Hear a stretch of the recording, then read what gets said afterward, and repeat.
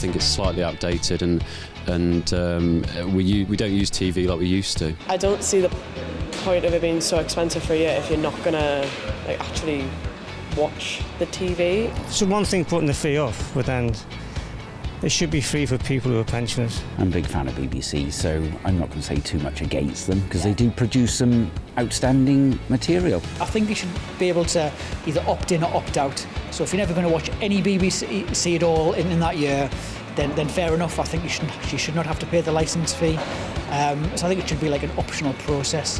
But I think because that higher quality content is there, I think a lot of people would still pay the licence fee. At the end of the day, the world sort of moved on from when things like the TV licence was introduced, and I think it might be slightly outdated. I don't use a BBC, but I also don't pay for a TV licence because I'm a student.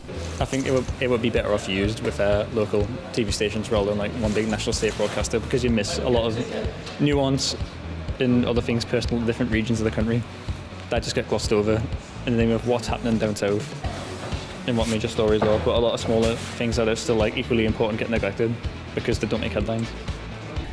There was a lot of debate about it. There was a lot of people saying, well, hang on a minute, why do we have to pay for it, etc. So I've got to pay it, just like everybody else. But no, I feel that people shouldn't have to go to prison if they can't pay something. You've got to look at the rise of things like, online TV, like YouTube. That's what most people are using nowadays.